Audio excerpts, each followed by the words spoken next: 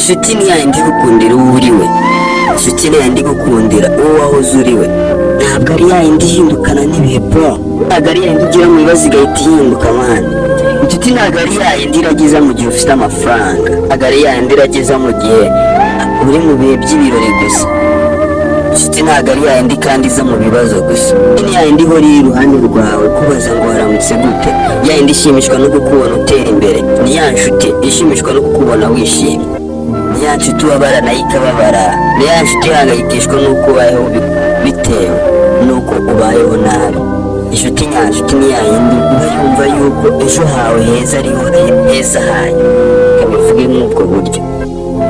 Hari abantu basigaye baraje mu buzima batubwira ko ari inshuti cyangwa se batwereka ubucuti badafite, bakatwereka ko ari inshuti zacu kandi tutari inshuti zabo. Mu mitima yabo bafite ikibagenza mu buzima. Hari ahantu ufite amafaranga ukabona abantu benshi baraje, abo ntabwo ari inshuti zawe, ahubwo inshuti zawe ni za zindi wagize amafaranga na mbere y'uko uyagira mwari kumwe. Inshuti zawe ni za zindi ubura amafaranga wari uyafite mubana mukagumana, abo rero baza ari uko ufite, iyo bigiye baragenda nabo.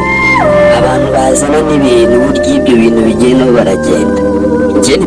Nitwa Mugisha nyawe Jojo.